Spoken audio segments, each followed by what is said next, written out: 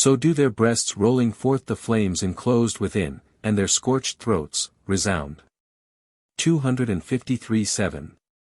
110 to 139. Yet the son of Eson goes forth to meet them. The fierce bulls turn their terrible features, and their horns pointed with iron, towards his face as he advances, and with cloven hoofs they spurn the dusty ground, and fill the place with lowings, that send forth clouds of smoke. The Minyi are frozen with horror. He comes up, and feels not the flames breathed forth by them, so great is the power of the incantations. He even strokes their hanging dewlaps with a bold right hand, and, subjected to the yoke, he obliges them to draw the heavy weight of a plough, and to turn up with the share the plain till now unused to it. The Colchians are astonished. The Minyi fill the air with their shouts, and give him fresh courage. Then in a brazen 227:7. 120 to 155 helmet he takes the dragon's teeth, and strews them over the ploughed-up fields. The ground, impregnated beforehand with a potent drug, softens the seed, and the teeth that were sown grow up, and become new bodies. And as the infant receives the human form in the womb of the mother, and is there formed in all its parts, and comes not forth into the common air until at maturity, so when the figure of man is ripened in the bowels of the pregnant earth, it arises in the fruitful plain. And, what is still more surprising, it brandishes arms produced at the same time. When the Pelasgians saw them preparing to hurl their spears with sharp points at the head of the Haemonian youth, they lowered their countenances and their courage, quailing with fear. She, too, became alarmed, who had rendered him secure. And when she saw the youth, being but one, attacked by so many enemies, she turned pale, and suddenly chilled with fear, sat down without blood in her cheeks. And, lest the herbs that had been given by her, should avail him but little, she repeats an auxiliary charm, and summons to her aid her secret arts. He, hurling a heavy stone into the midst of his 254:7. 140 to 158 enemies, turns the warfare, now averted from himself, upon themselves. The earth-born brothers perish by mutual wounds, and fall in civil fight. The Greeks congratulate him, and caress the conqueror, and cling to him in hearty embraces. And thou too, barbarian maiden, wouldst fain have embraced him, 'twas modesty that opposed the design, otherwise thou wouldst have embraced him, but regard for thy reputation restrained thee from doing so. What thou mayst do, thou dost do. Thou rejoicest with a silent affection, and thou givest thanks to thy charms, and to the gods, the authors of them. It still remains to lay asleep with herbs the watchful dragon, who, distinguished by his crest and his 3 tongues, and terrible with his hooked teeth, is the keeper of the golden fleece. After he has sprinkled him with herbs of Lethean juice, and has thrice repeated words that cause placid slumbers, which would even calm the boisterous ocean, and which would stop the rapid rivers, sleep creeps upon the eyes 228:7. 155 to 158 that were strangers to it, and the hero, the son of Eson, gains the gold, and proud of the spoil and bearing with him the giver of the prize as a second spoil, he arrives victorious, with his wife, at the port of Iolcos. Explanation. To understand this story, one of the most famous in the early history of Greece, we must go back to the origin of it, and examine the fictions which the poets have mingled with the history of the expedition of the Argonauts. One of the most remarkable events of the fabulous ages. Athamas, the son of Aeolus, grandson of Helen, and great-grandson of Deucalion, having married Ino, the daughter of Cadmus, was obliged to divorce her, on account of the madness with which she was attacked. He afterwards married Nephele, by whom he had a son and daughter, Phrixus and Helle, but on his taking his first wife again, she brought him 2 sons, Lurchus and Melicerta. Ino, hating the children of Nephele, sought to destroy them. Phrixus being informed thereof, ordered a ship to be privately prepared, and taking his father's treasures, sailed with 255 his sister Helle, to seek a retreat in the court of Aetes, his kinsman. Helle died on the voyage, but Phrixus arrived in Colchis, where he dedicated the prow of his ship to Neptune, or Jupiter. He there married Chalciope, by whom he had 4 sons, Argos, Phrontes, Molus, and Cylindus. Some years after, Eats caused him to be assassinated, and his sons fleeing to the court of their grandfather, Athamas, were shipwrecked on an island, where they remained until found there by Jason, who took them back to their mother. Having mourned them as dead, she was transported with joy on finding them, and used every exertion to aid Jason in promoting his addresses to Medea. Eats having seized the treasures of Athamas on the death of Phrixus, the Greeks prepared an expedition to recover them, and to avenge his death. Pelias, who had driven his brother Aeson from the throne of Iolcos, desiring to procure the absence of his son Jason, took this opportunity of engaging him in an enterprise, which promised both glory, profit, and a large amount of personal exertion. The uneasiness which Pelias felt was caused by the prediction of an oracle, that he should be killed by a prince of the family of Aeolus, and which warned him to beware of a person who should have but one shoe. Just at that period, Jason, returning from the school of Chiron, lost one of his shoes in crossing a river. On this, his uncle was desirous to destroy him. But not daring to do so publicly, he induced him to embark with the Argonauts, expecting that he would perish in an undertaking of so perilous a nature. Many young nobles of Greece repaired to the court of Iolcos, and joined in the undertaking, when they chose Jason for their leader, and embarked in a ship, the name of which was Argo, and from which the adventurers received the name of Argonauts. Diodorus Siculus says, that the ship was so named from its swiftness, 229, while others say, that it was so called from Argus, the name of its builder, or from the Argives, or Greeks, on board of it. Bochet, however, supposes, that the name is derived from the Phoenician word archo, which signifies long, and suggests, that before that time the Greeks sailed in vessels of a rounder form. Jason being the first who sailed in a ship built in the form of a galley. After many adventures, on arriving at the Isle of Lemnos, they found that the women had killed their husbands in a fit of jealousy, on which the Argonauts took wives from their number, and Jason received for his companion Hypsipyle, the daughter of Thoas. Putting to sea again, they were driven on the coast of Bithynia, where they delivered Phineus, its king, from the persecution of the Harpies, who were in the habit of snatching away the victuals from his table. These monsters, of hideous form, with crooked beaks and talons, huge wings, and the faces of women, the Argonauts, and especially Calais and Zeths, pursued as far as the islands called Strophades, in the Ionian Sea, where Iris appearing to them, enjoined them to pursue the Harpies no further, promising that Phineus should no longer be persecuted by them. To explain this story, some suppose that the Harpies were the daughters of Phineus, who by their dissipation and extravagance, had ruined him in his old age, which occasioned the saying, that they snatched the victuals out of his mouth. Leclerc thinks, that the Harpies were vast swarms of grasshoppers, which ravaged 256 all Paphlagonia, and caused a famine in the dominions of Phineus, the word Arbati, whence the term harpy, is derived, signifying a grasshopper. And that the north wind blowing them into the Ionian Sea, it gave rise to the saying, that the sons of Boreas pursued them so far. Diodorus Siculus does not mention the Harpies, though he speaks of the arrival of the Argonauts at the court of Phineus. After some other adventures, the Argonauts arrived at Colchis. Eats, or Ida, the king, having been forewarned by an oracle, that a stranger should deprive him of his crown and life, had established a custom of sacrificing all strangers found in his dominions. His daughter Medea, falling in love with Jason, promised him her assistance in preserving them from the dangers to which they were exposed, on the condition of his marrying her. Having engaged to do so, she conducted him by night to the royal palace, and gave him a false key, by means whereof he found the royal treasures, and carrying them off, embarked with Medea and his companions.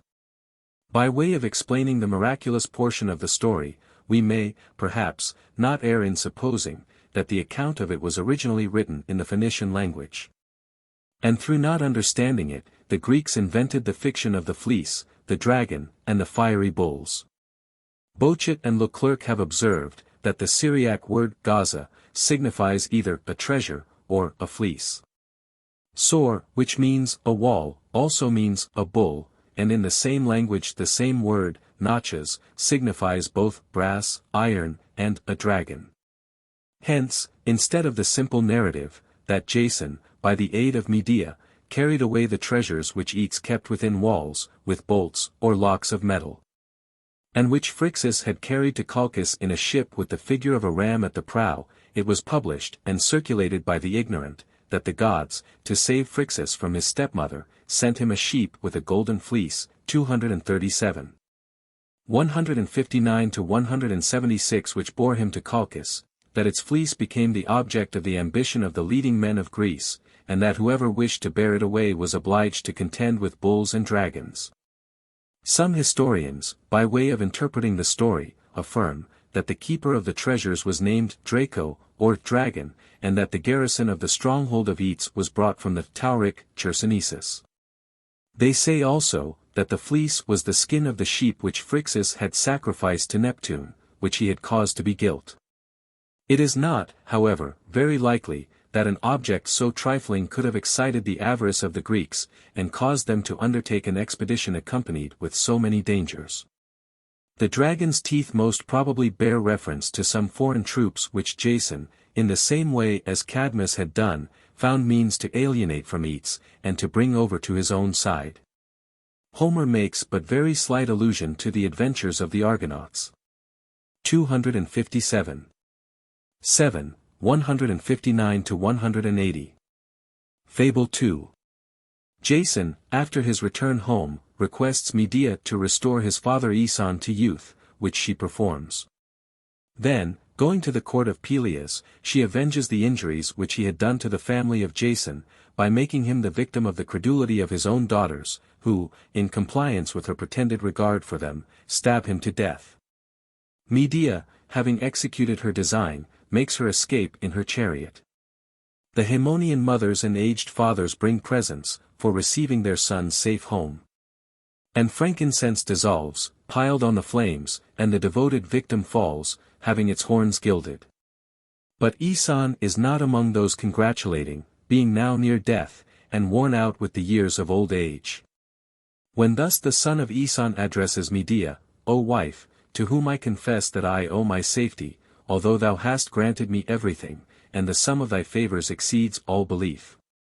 Still, if thy enchantments can effect this, and what can enchantments not effect, take away from my own years, and, when taken, add them to those of my father. And thus saying, he could not check his tears. She was moved with the affection of the petitioner, and her father, Eats, left behind, recurred to her mind, unlike that of Jason, yet she did not confess any such feelings. What a piece of wickedness, husband, said she, has escaped thy affectionate lips. Can I, then, seem capable of transferring to anyone a portion of thy life? May Hecate not allow of this, nor dost thou ask what is reasonable. But, Jason, I will endeavor to grant thee a favor still greater than that which thou art asking. By my arts 231-7. 176 to 203 we will endeavor to bring back the long years of my father-in-law, and not by means of thy years.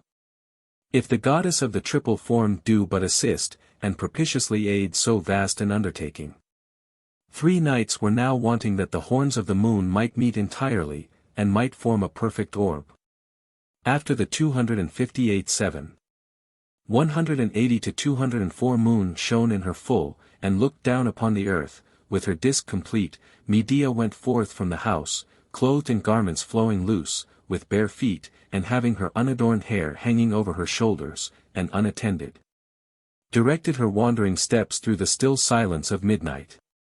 Sound sleep has now relaxed the nerves of both men, and birds, and beasts, the hedges and the motionless foliage are still, without any noise, the dewy air is still, the stars alone are twinkling. Towards which, holding up her arms, 3 times she turns herself about, 3 times she besprinkles her hair with water taken from the stream. With 3 yells she opens her mouth, and, her knee bending upon the hard ground, she says, O night, most faithful to these my mysteries, and ye golden stars, who, with the moon, succeed the fires of the day, and thou, 3-faced Hecate, who comest conscious of my design, and ye charms and arts of the enchanters, and thou, too, earth, that dost furnish the enchanters with powerful herbs. Ye breezes, too, and winds, mountains, rivers, and lakes, and all ye deities of the groves, and all ye gods of night, attend here. Through whose aid, whenever I will, the rivers run back from their astonished banks to their sources, and by my charms I calm the troubled sea, and rouse it when calm, I disperse the clouds, and I bring clouds upon the earth. I both allay the winds, and I raise them, and I break the jaws of 232:7. 203 to 229 serpents with my words and my spells, I move, 2, the solid rocks, and the oaks torn up with their own native earth, and the forests as well. I command 259:7. 204 to 229 the mountains, 2, to quake, and the earth to groan, and the ghosts to come forth from their tombs. Thee, too, O moon, do I draw down, although the Temesian brass relieves thy pangs. By my spells, also, the chariot of my grandsire is rendered pale, Aurora, too, is pale through my enchantments. For me did ye blunt the flames of the bulls, and with the curving plough you pressed the necks that never before bore the yoke. You raised a cruel warfare for those born of the dragon among themselves, and you lulled to sleep the keeper of the golden fleece, that had never known sleep, and thus, deceiving the guardian, you sent the treasure into the Grecian cities. Now there is need of juices, by means of which old age, being renewed, may return to the bloom of life, and may receive back again its early years, and this ye will give me, for not in vain did the stars just now sparkle. Nor yet in vain is the chariot come, drawn by the necks of winged dragons. A chariot sent down from heaven was come, which, soon as she had mounted, and had stroked the harnessed necks of the dragons, and had shaken the light reins with her hands, she was borne aloft, and looked down upon Thessalian Tempe below her. And guided her dragons towards the chalky regions. And observed the herbs which Ossa, and which the lofty Pelion bore, Othries, too, and Pindus, and Olympus still greater than Pindus, and part she tore up by the root gently worked, part she cut down with the bend of a brazen sickle. Many a herb, too, that grew on the banks of Apidanus pleased her, many, too, on the banks of Amphrasis, 267. 229 to 249 233:7. 229 to 249 Nor, Enopeus, didst thou escape. The Paeanian waters, and the Spercheian as well, contributed something, and the rushy shores of Bebe.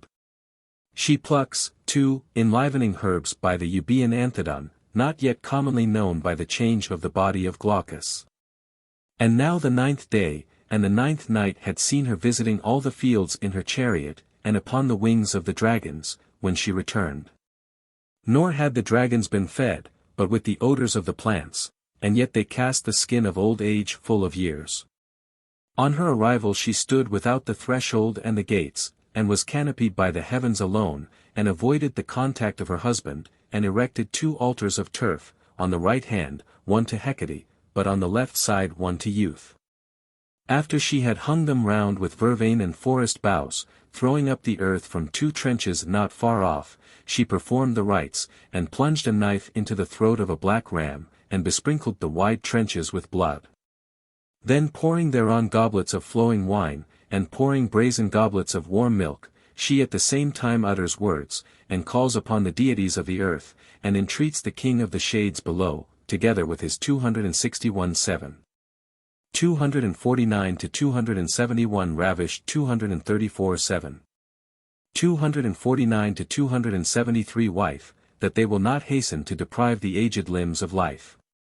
When she had rendered them propitious both by prayers and prolonged mutterings, she commanded the exhausted body of Aeson to be brought out to the altars, and stretched it cast into a deep sleep by her charms, and resembling one dead. Upon the herbs laid beneath him. She orders the son of Aeson to go far thence, and the attendants, too, to go afar, and warns them to withdraw their profane eyes from her mysteries. At her order, they retire. Medea, with dishevelled hair, goes round the blazing altars like a worshipper of Bacchus, and dips her torches, split into many parts, in the trench, black with blood, and lights them, thus dipped, at the 2 altars. And thrice does she purify the aged man with flames, thrice with water, and thrice with sulphur. In the meantime the potent mixture is boiling and heaving in the brazen cauldron, placed on the flames, and whitens with swelling froth. There she boils roots cut up in the Haemonian valleys, and seeds and flowers and acrid juices. She adds stones fetched from the most distant east, and sand, which the ebbing tide of the ocean has washed. She adds, too, hoarfrost gathered at night by the light of the moon, and the ill-boding wings of a screech owl, together with its flesh. And the entrails of an ambiguous wolf, that was wont to change its appearance of a wild beast into that of a man. Nor is there wanting there 262:7. 272 to 294 the thin scaly slough of the Cyniphian water snake, and the liver of the long-lived 235:7.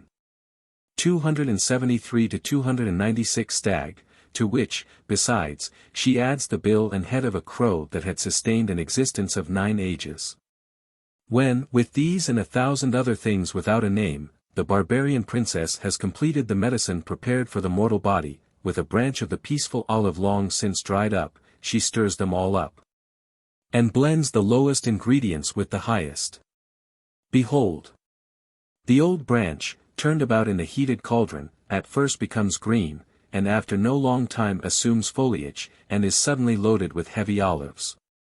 Besides, wherever the fire throws the froth from out of the hollow cauldron, and the boiling drops fall upon the earth, the ground becomes green, and flowers and soft grass spring up.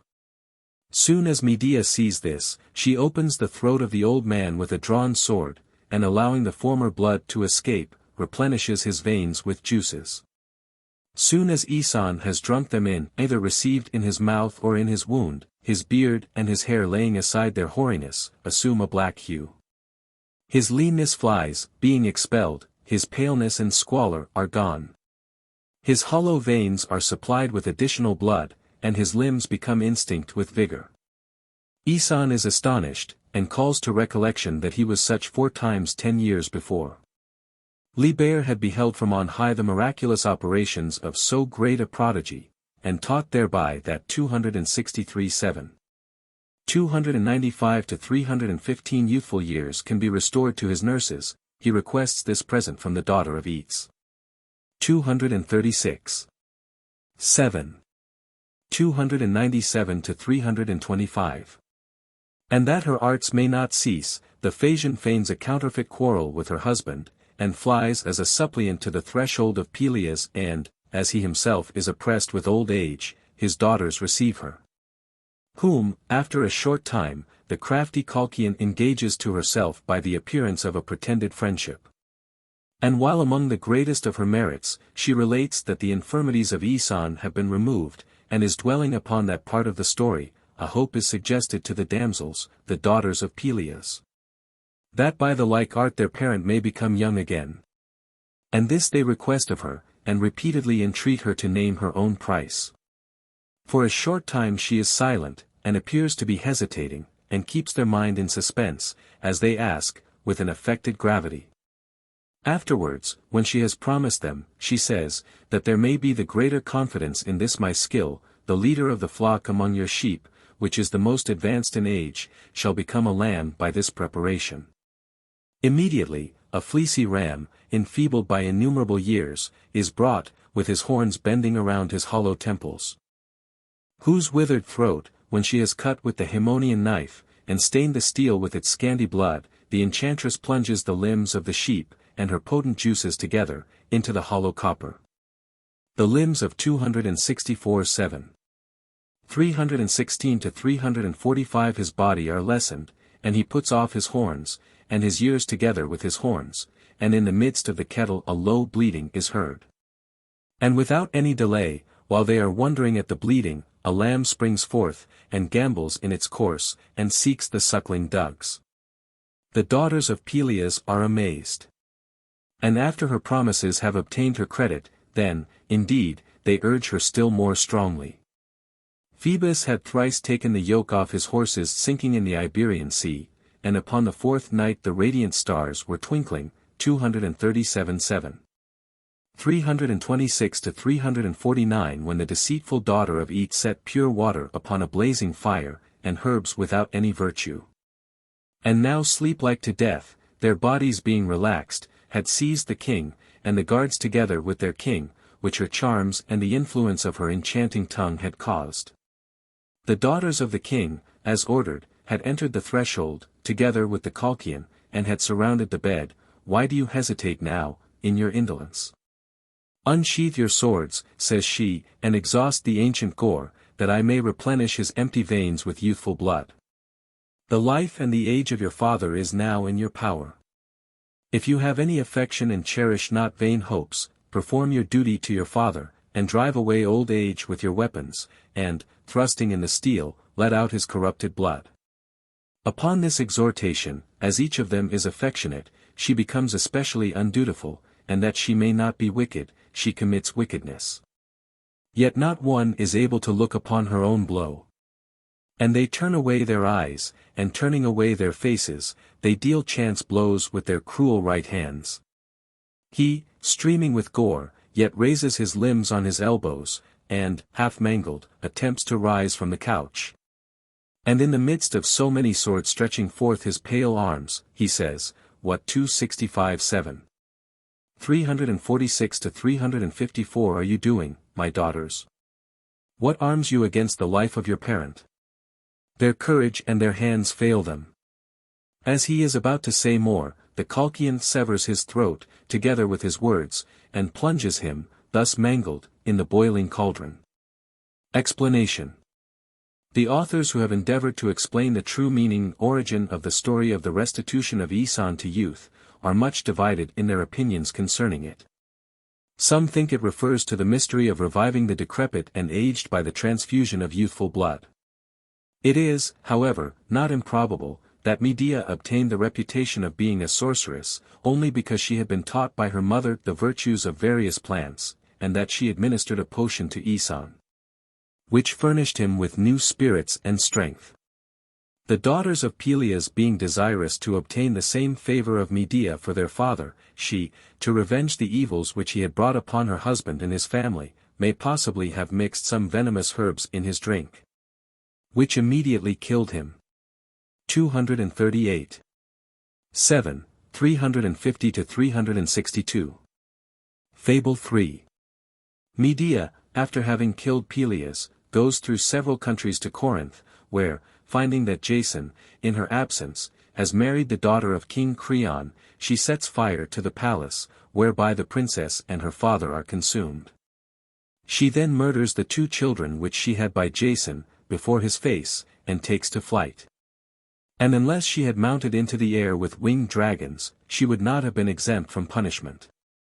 She flies aloft, over both shady Pelion, the lofty habitation of the son of Philyra, and over Othries, and the place is noted for the fate of the ancient Cerambus. He, by the aid of nymphs, being lifted on wings into the air, when the ponderous earth was covered by 266-7. 355 to 365 the sea pouring over it, not being overwhelmed, escaped the flood of Deucalion. On the left side, she leaves the Aeolian Pitane, and the image of the long dragon made out of stone, and the wood of Ida, in which Bacchus hid a stolen bullock beneath the appearance of a fictitious stag. The spot too, where the father of Corythus lies buried beneath a little sand, and the fields which Mara alarmed by her unusual barking. 239. 7. 363 to 370. The city, too, of Eurypylus, in which the Cone matrons wore horns, at the time when the herd of Hercules departed thence, Phoebean roads also, and 267-7.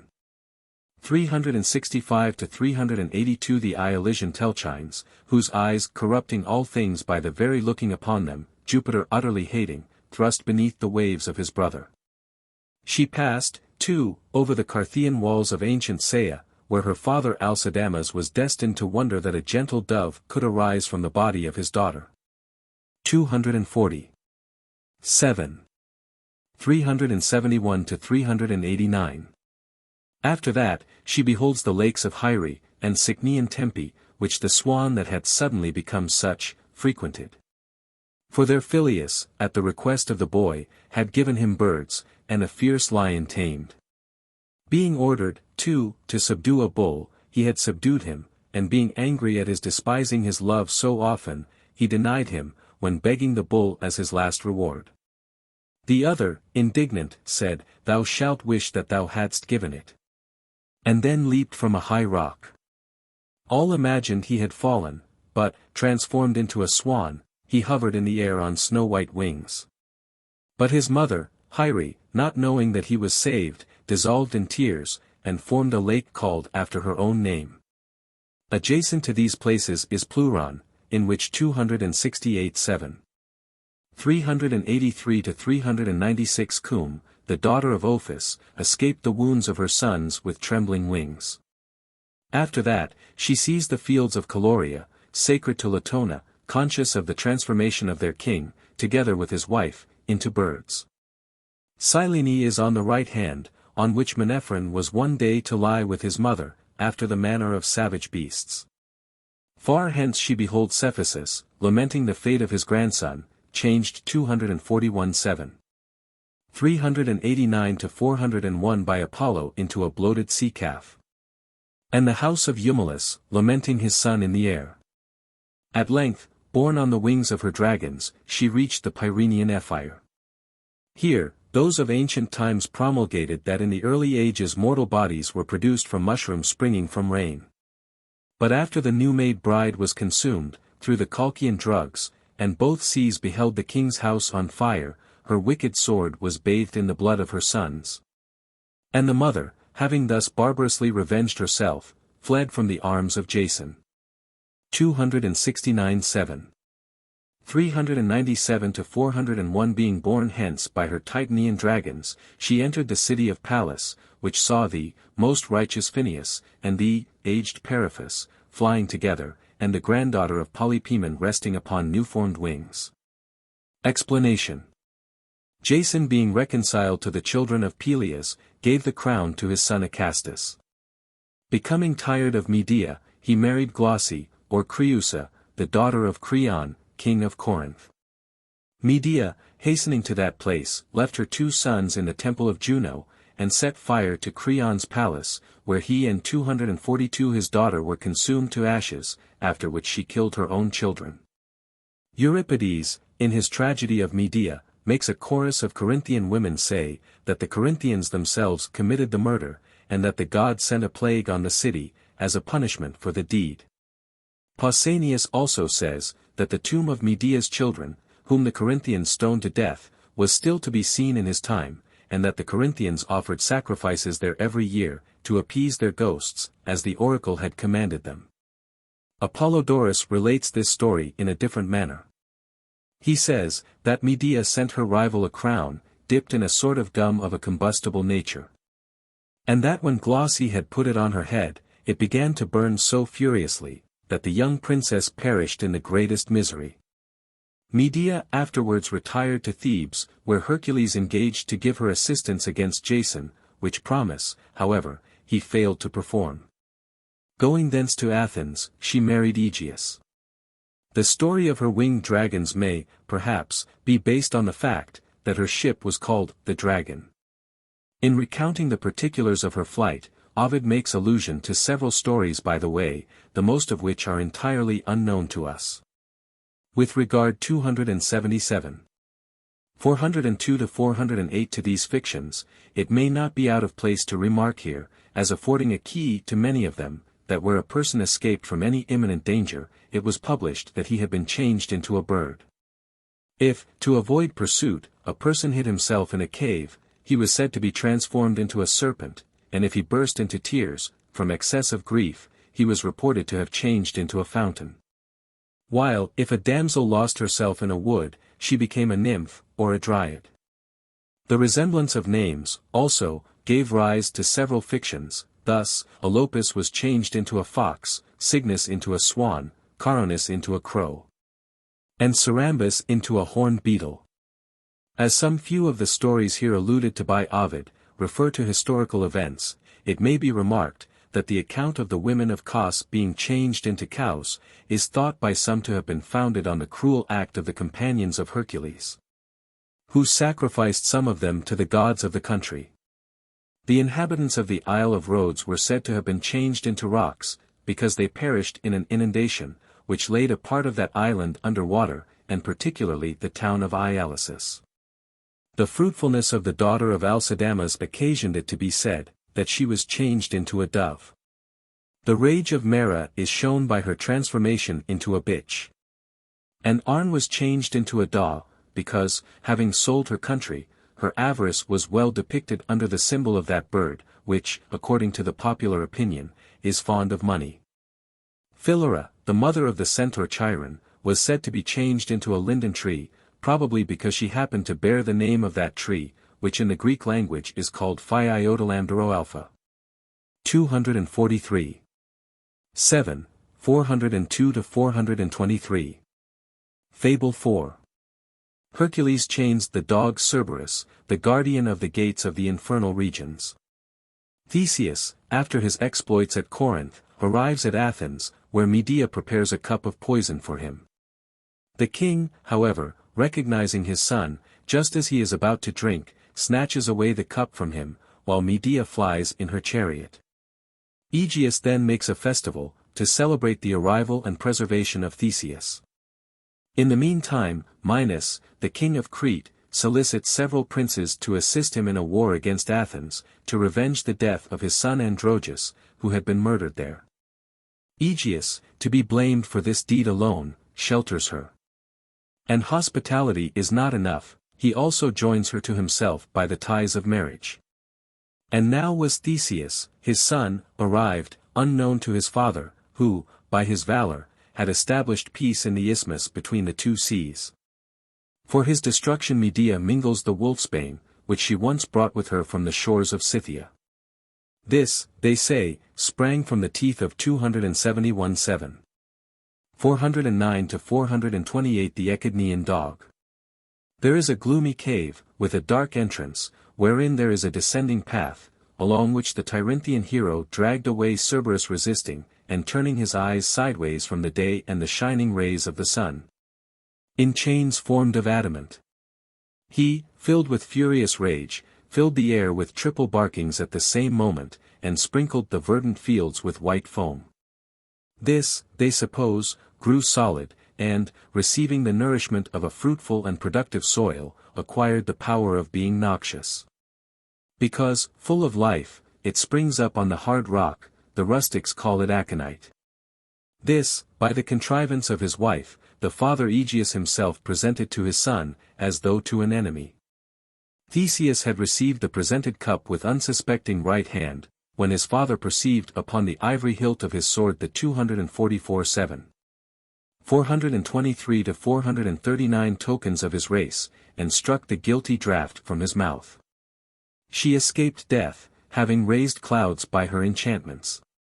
But the father, although he rejoices at his son's being safe, astonished that so great a wickedness can be committed with so narrow an escape from death, heats the altars with fires, and loads the gods with gifts, and the 272-7. 429–443 axes strike the muscular necks of the oxen having their horns bound with wreaths. No day is said ever to have shone upon the people of Erechtheus more famous than that, the senators and the common people keep up the festivity. Songs, too, they sing, wine-inspiring wit. The greatest Theseus, said they, Marathon admired for shedding the blood of the Cretan bull, and that the husbandman ploughs Chromion in safety from the boar, is thy procurement and thy work. By thy means the country of Epidaurus saw the club-bearing son of Vulcan fall, and the banks of the river Cephisus saw the cruel Procrustes fall by thee. Eleusis, sacred to Ceres, beheld the death of Circean. 245-7. 439–460 Cines fell too, who barbarously used his great powers, who was able to bend huge beams, and used to pull pine trees from aloft to the earth, destined to scatter human bodies far and wide. The road to Alcatho, the Lelegian 273-7. 443–463 City, is now open in safety, Siren being laid low in death, and the earth denies a resting place, the water, too, denies a resting place to the bones of the robber scattered piecemeal. These, long tossed about, length of time is reported to have hardened into rocks. To these rocks the name of Siren adheres. If we should reckon up thy glorious deeds, and thy years, thy actions would exceed thy years in number. For thee, bravest hero, we make public vows, in thy honor do we quaff the draughts of wine. The palace rings with the acclamations of the populace, and the prayers of those applauding, and there is no place sorrowing throughout the whole city. And yet, so surely is the pleasure of no one unalloyed, and some anxiety is ever interposing amid joyous circumstances. Aegeus does not have his joy undisturbed, on receiving back his son. Minos prepares for war.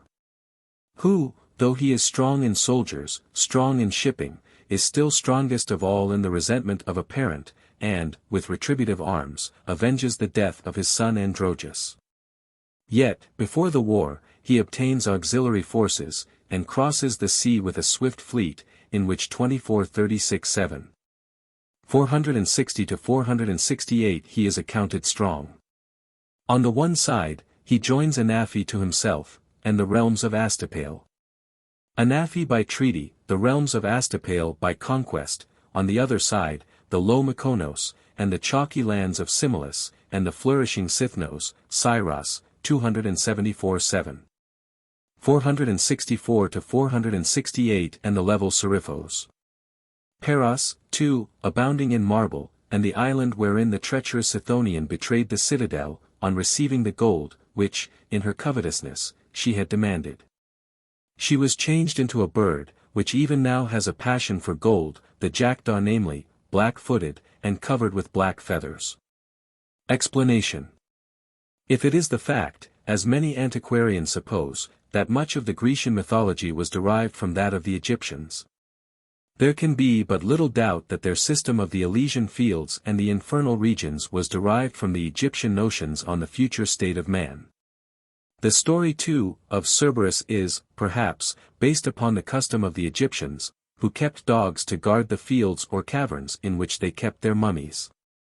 It is, however, very possible that the story of Cerberus may have been founded upon a fact, or what was believed to be such. There was a serpent which haunted the cavern of Taenarus, in Laconia, and ravaged the districts adjacent to that promontory. This cave, being generally considered to be one of the avenues to the kingdom of Pluto, the poets thence derived the notion that this serpent was the guardian of its portals. Pausanias observes, that Homer was the first who said that Cerberus was a dog, though, in reality, he was a serpent, whose name in the Greek language signified one that devours flesh.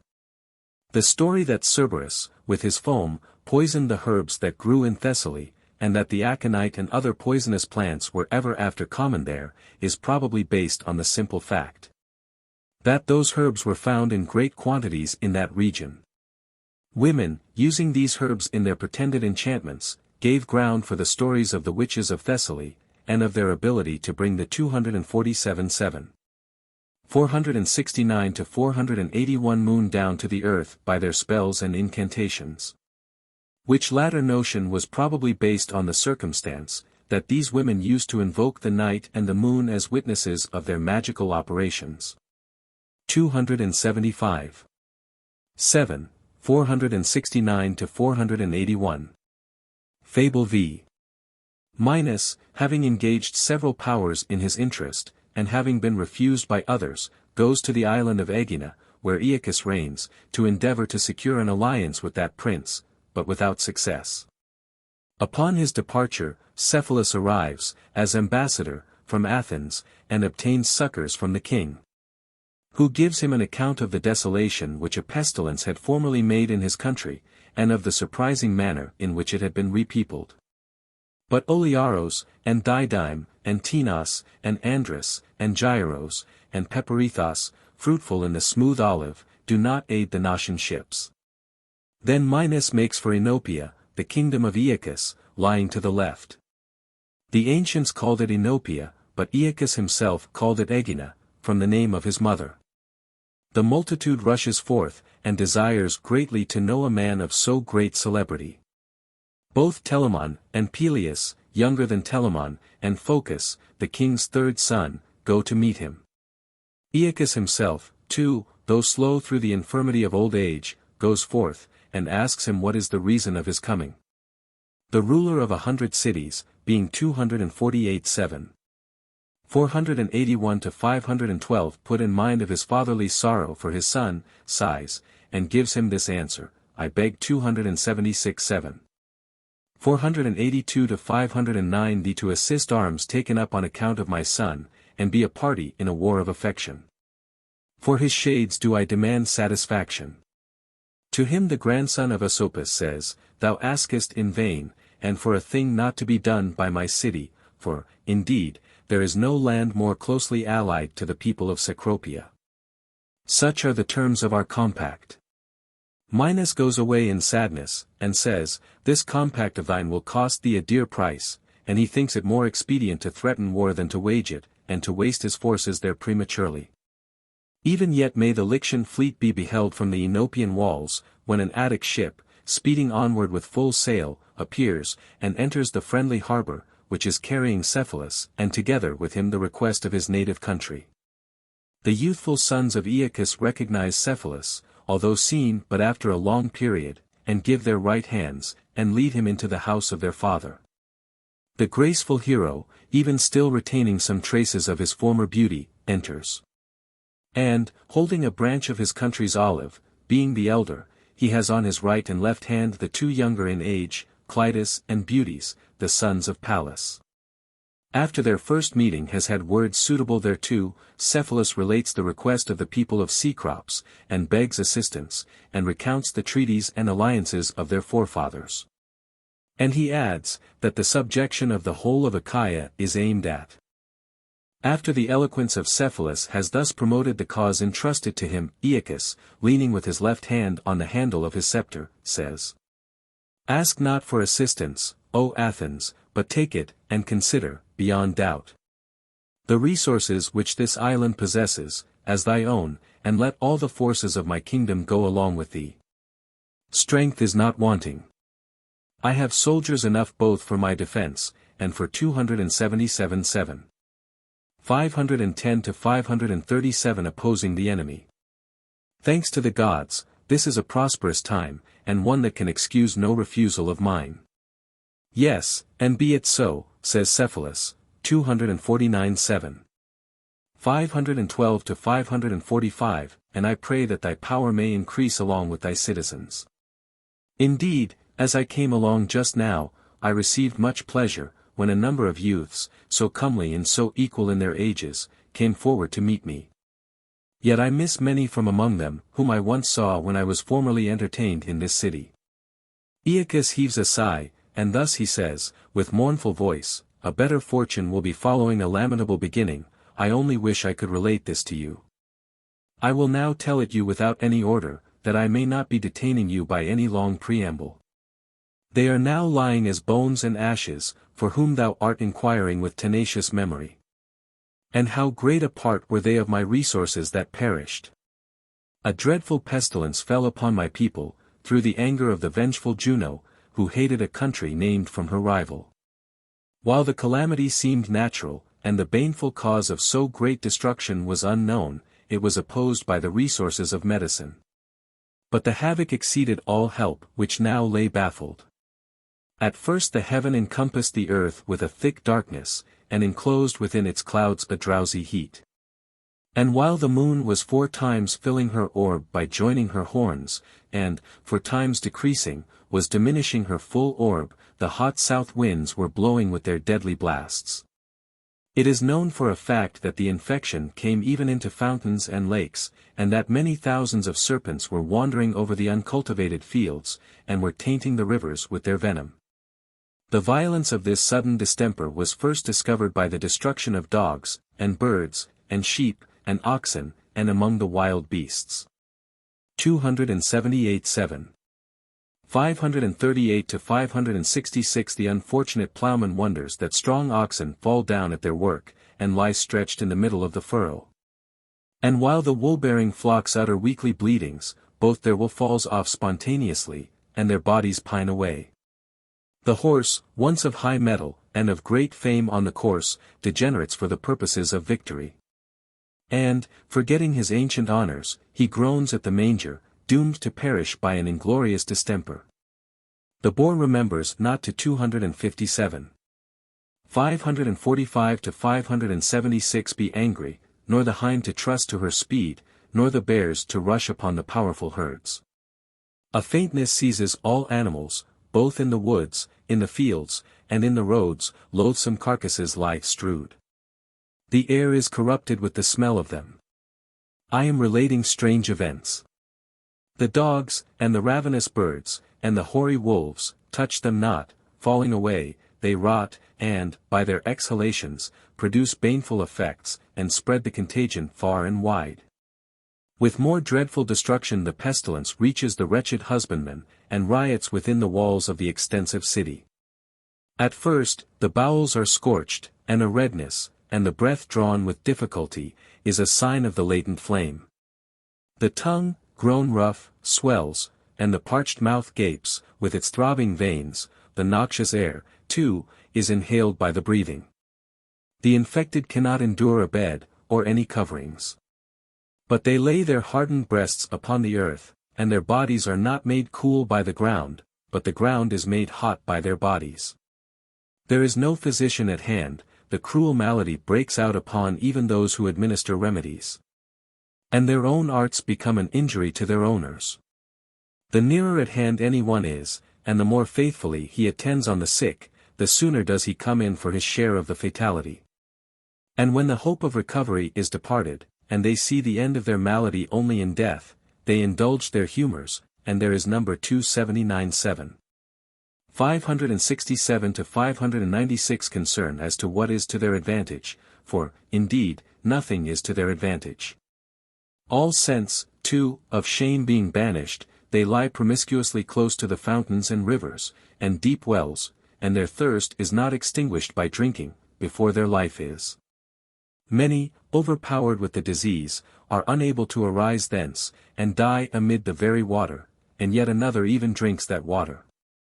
So great, too, is the irksomeness for the wretched creatures of their hated beds, that they leap out, or, if their strength forbids them standing, they roll their bodies upon the ground, and every man flies from his own dwelling. Each one's house seems fatal to him, and since the cause of the calamity is unknown, the place that is known 251-7. 576 to 611 is blamed. You might see persons, half dead, wandering about the roads, as long as they were able to stand. Others, weeping and lying about on the ground, and rolling their wearied eyes with the dying movement. They stretch, too, their limbs towards the stars of the overhanging heavens, breathing forth their lives here and there, where death has overtaken them. What were my feelings then? Were they not such as they ought to be, to hate life, and to desire to be a sharer with my people?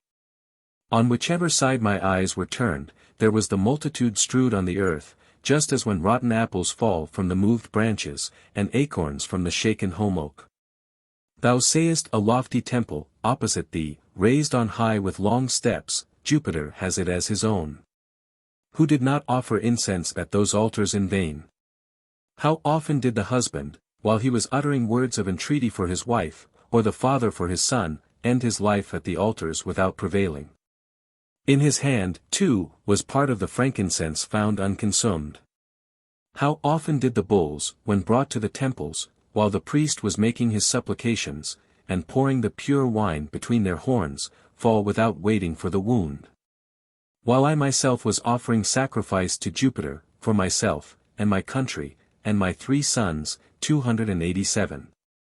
597 to 613 The victim sent forth dismal lowings, and suddenly falling down without any blow, stained the knives thrust into it, with its scanty blood. The diseased entrails, too, had lost all marks of truth, and the warnings of the gods.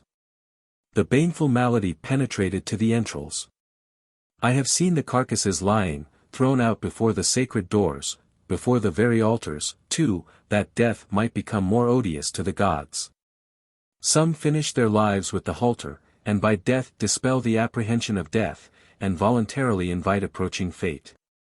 The bodies of the dead are not borne out with any funeral rites, according to the custom. For the city gates cannot receive the multitude of the processions. Either unburied they lie upon the ground, or they are laid on the lofty pyres without the usual honors.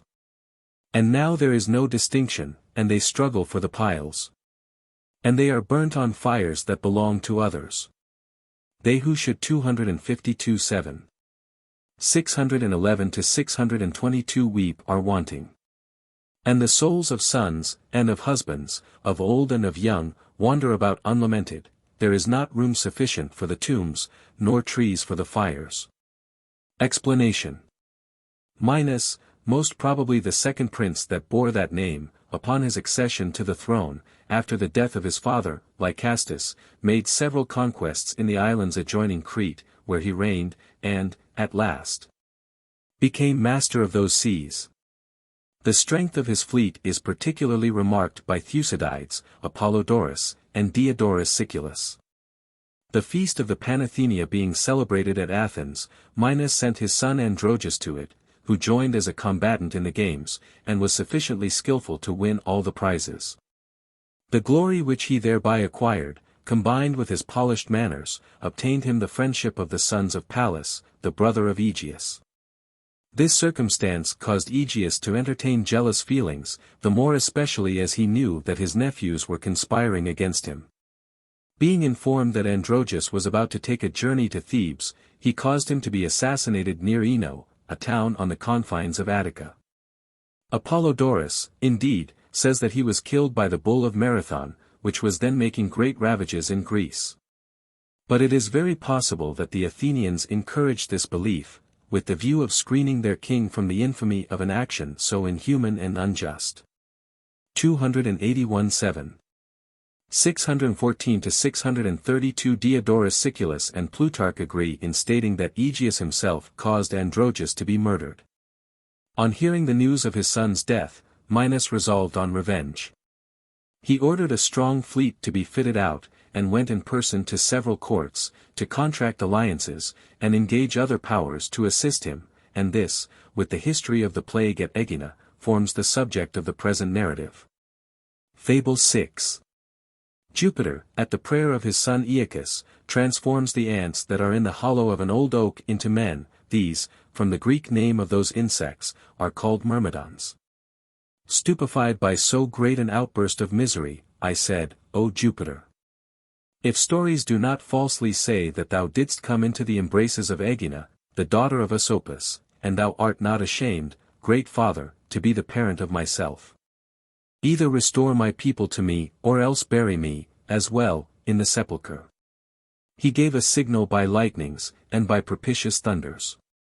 I accepted the omen, and I said, I pray that these may be happy signs of thy intentions. The omen which thou givest me, I accept as a pledge. By chance there was close 253:7. 622 to 654 by, an oak sacred to Jupiter, of seed from Dodona, but thinly covered with wide-spreading boughs. Here we beheld some ants, the gatherers of corn, in a long train, carrying a heavy burden in their little mouths, and keeping their track in the wrinkled bark. While I was wondering at their numbers, I said, Do thou, most gracious Father, give me citizens as many in number, and replenish my empty walls. The lofty oak trembled, and made a noise in its boughs, moving without a breeze. My limbs quivered, with trembling fear, and my hair stood on an end, yet I gave kisses to the earth and to the oak, nor did I confess that I had any 282:7. 633 to 660 hopes, and yet I did hope, and I cherished my own wishes in my mind. Night came on, and sleep seized my body wearied with anxiety. Before my eyes the same oak seemed to be present, and to bear as many branches, and as many animals in its branches, and to be trembling with a similar motion, and to be scattering the grain-bearing troop on the fields below. These suddenly grew, and seemed greater and greater, and raised themselves from the ground, and stood with their bodies upright. And laid aside their leanness, and the former number of their feet, and their sable hue, and assumed in their limbs the human shape. Sleep departs. When now awake, I censured the vision, and complained that there was no help for me from the gods above. But within my palace there was a great murmur, and I seemed to be hearing the voices of men, to which I had now become unaccustomed. While I was supposing that these, too, were a part of my dream, lo! Telamon came in haste, and, opening the door, said, "Father, thou wilt see things beyond thy hopes or expectations. Do come out." I did go out, and I beheld and recognized such men, each in his turn, as I had seemed to behold in the vision of my sleep. They approached, and saluted me as their king. I offered up vows to Jupiter, and divided the city and the lands void of their former tillers, among this new-made people, and I called them Myrmidons, and did not 254:7. 654 to 671 deprive their name of the marks of their origin. Thou hast beheld their persons. Even still do they retain the manners which they formerly had, and they are a thrifty race, patient of toil, tenacious of what they get, and what they get they lay up. These, alike in years and in courage, will attend thee to the war, as soon as the east wind, which brought thee prosperously hither, for the east wind had brought him, shall have changed to the south. Explanation. This fable, perhaps, has no other foundation than the retreat of 283:7. 661 to 674 the subjects of Aeacus into woods and caverns, whence they returned, when the contagion had ceased with which their country had been afflicted, and when he had nearly lost all hopes of seeing them again. It is probable that the old men were carried off by the plague, while the young, who had more strength, resisted its power, which circumstance would fully account for the active habits of the remaining subjects of Aeacus.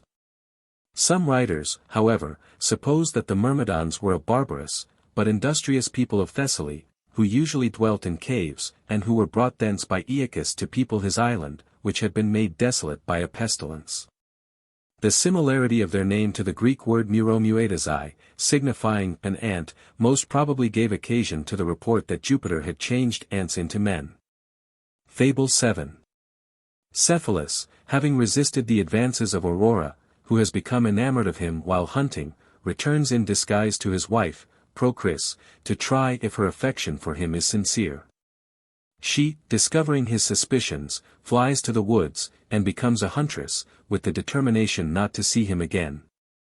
Afterwards, on becoming reconciled to him, she bestows on him a dog and a dart, which Diana had once given her.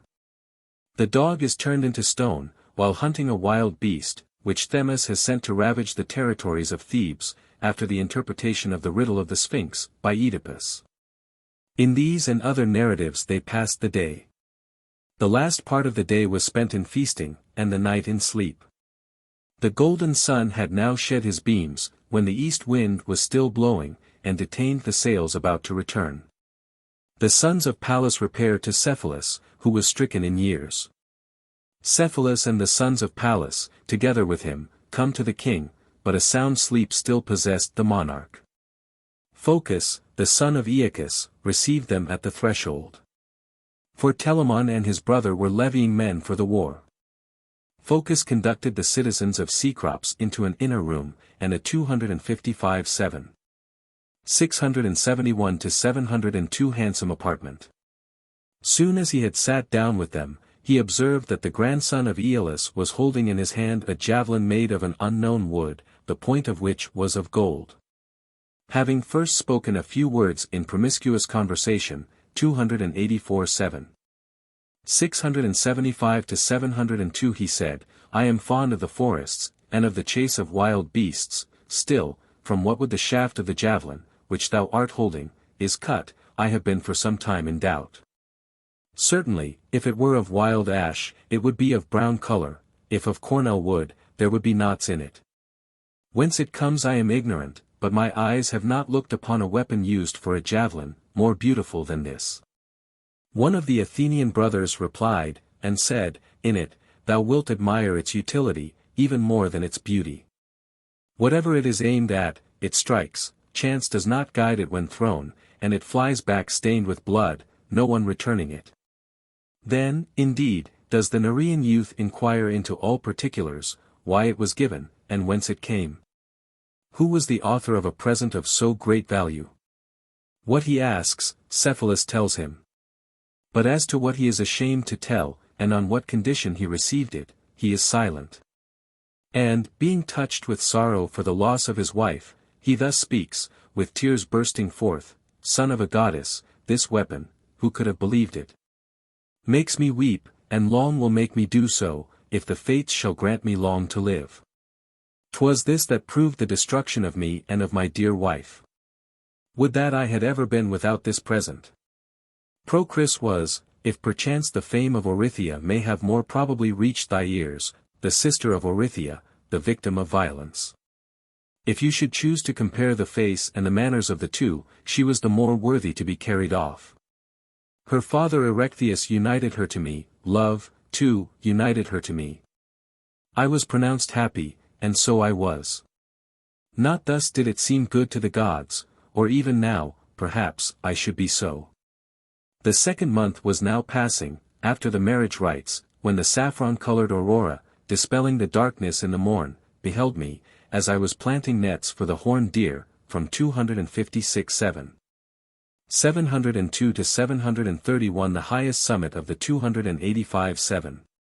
702 to 728 ever-blooming Hymettus, and carried me off against my will. By the permission of the goddess, let me relate what is true.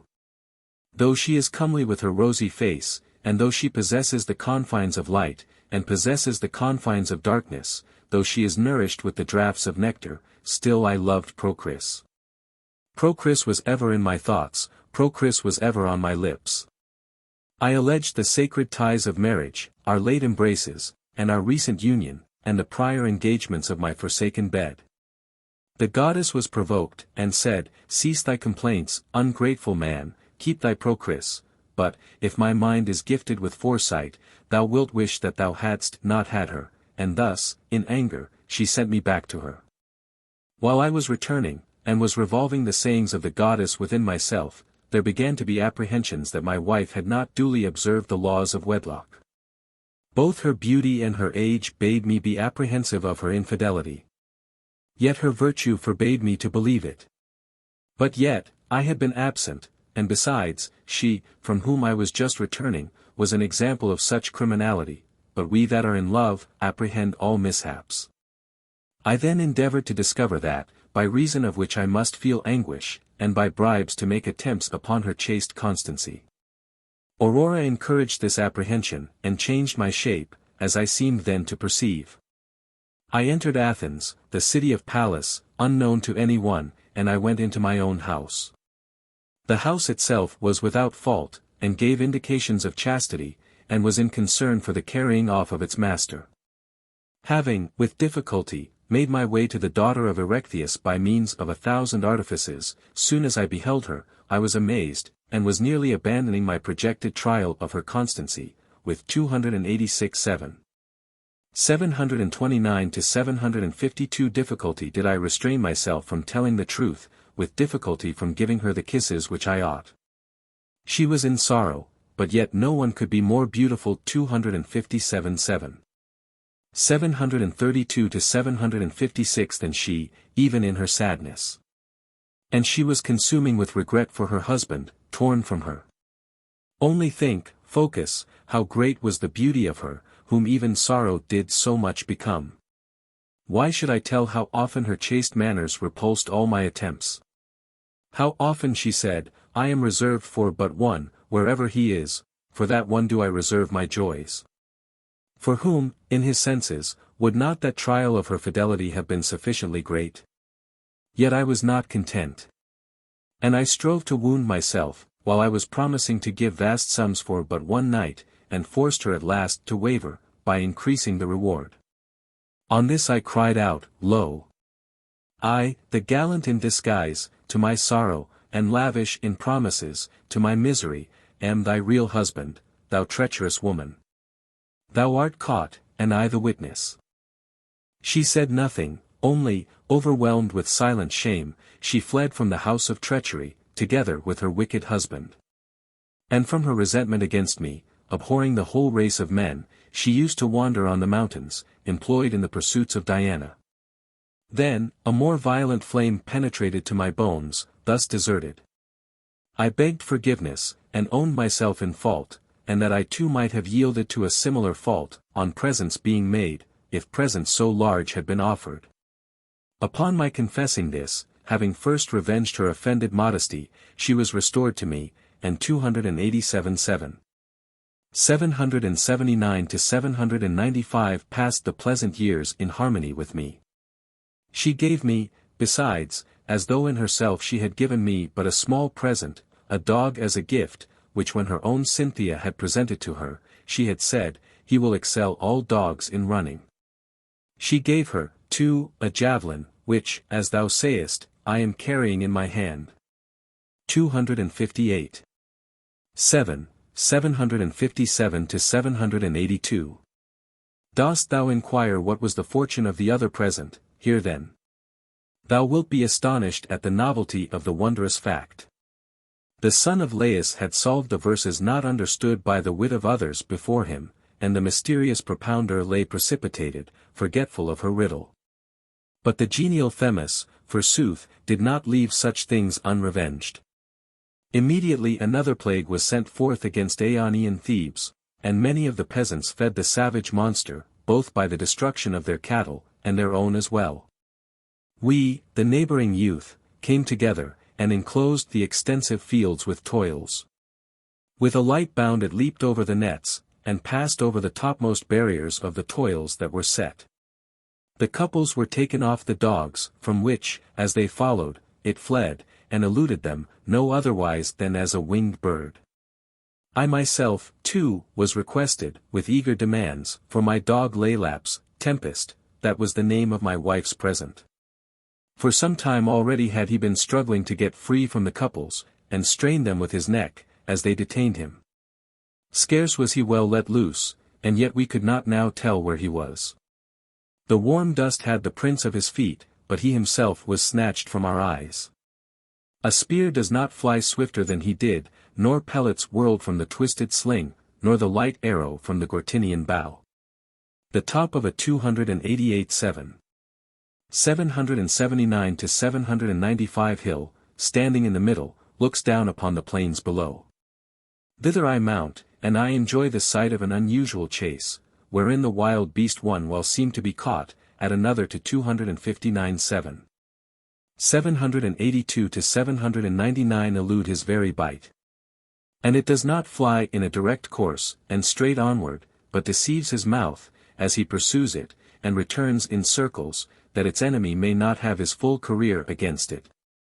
He keeps close to it, and pursues it, a match for him. And though like as if he has caught it, still he fails to catch it, and vainly snaps at the air. I was now turning to the resources of my javelin. While my right hand was poising it, and while I was attempting to insert my fingers in the thongs of it, I turned away my eyes. And again I had directed them, recalled to the same spot, when, most wondrous, I beheld two marble statues in the middle of the plain. You would think the one was flying, the other barking in pursuit. Some god undoubtedly, if any god really did attend to them, desired them both to remain unconquered in this contest of speed. Explanation. There were two princes of the name of Cephalus, one, the son of Mercury and Herse, the daughter of Cecrops. The other, the son of Dionysus, king of Phocis, and Diomede, the daughter of Xuthus. The first was carried off by Aurora, and went to live with her in Syria, the second married Procris, the daughter of Erechtheus, king of Athens. Though Apollodorus seems, in the first instance, to follow this genealogy, in his third book he confounds the actions of those two princes. Ovid and other writers have spoken only of the son of Dionysus, who was carried off by Aurora, and having left her, according to them, returned to Procris. 289. 796 to 818. Fable 8. Procris, jealous of Cephalus, in her turn, goes to the forest, which she supposes to be the scene of his infidelity, to surprise him. Hearing the rustling noise which she makes in the thicket, where she lies concealed, he imagines it is a wild beast, and, hurling the javelin, which she has formerly given to him, he kills her. Thus far did he speak, and then he was silent. But, said Phocus, what fault is there in that javelin? Whereupon he thus informed him of the demerits of the javelin. Let my joys, Phocus, be the first portion of my sorrowful story. These will I first relate. O son of Aeacus, I delight to remember the happy time, during which, for the first years after my marriage, I was completely blessed in my wife, and she 267. 799 to 834 was happy in her husband. A mutual kindness and social love possessed us both. Neither would she have preferred the bed of Jupiter before my love, nor was there any woman that could have captivated me, not even if Venus herself had come. Equal flames fired the breasts of us both. The sun striking the tops of the mountains with his early rays, I was wont generally to go with youthful ardor into the woods, to hunt. But I neither suffered my servants, nor my horses, nor my quick-scented hounds to go with me, nor the knotty nets to attend me. I was safe with my javelin. But when my right hand was satiated with the slaughter of wild beasts, I betook myself to the cool spots and the shade, and the breeze which was breathing forth from the cool valleys. The gentle breeze was sought by me, in the midst of the heat. For the breeze was I awaiting, that was a refreshment after my toils. Come, breeze, I was wont to sing, for I remember it full well, and, most grateful, refresh me, and enter my breast. And, as thou art wont, be willing to assuage the heat with which I am parched. Perhaps I may have added, for so my destiny prompted me, many words of endearment, and I may have been accustomed to say, Thou art my great delight. Thou dost refresh and cherish me, thou makest me to love the woods and lonely haunts, and 297. 819 to 850 Thy breath is ever courted by my face. I was not aware that someone was giving an ear, deceived by these ambiguous words.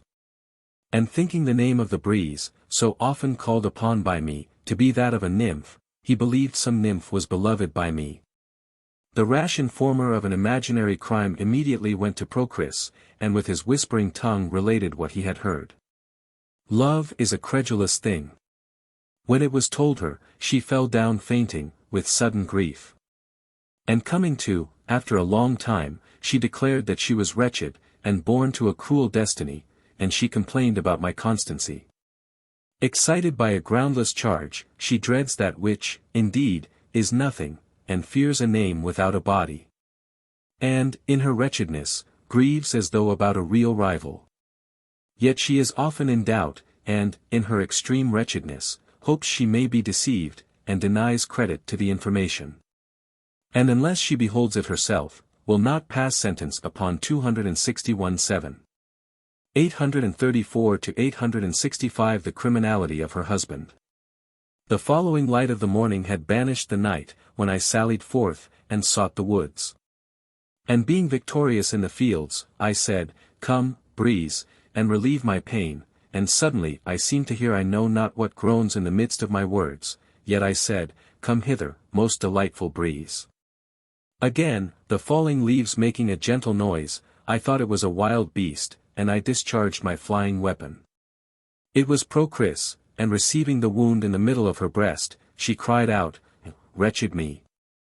When the voice of my attached wife was heard, headlong and distracted, I ran towards that voice.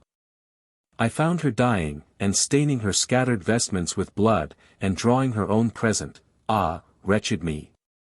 From out of her wound. I lifted up her body, dearer to me than my own, in my guilty arms, and I bound up her cruel wounds with the garments torn from my bosom, and I endeavored to stanch the blood, and besought her that she would not forsake 291-7. 851 to 865 me, thus criminal, by her death. She, wanting strength, and now expiring, forced herself to utter these few words.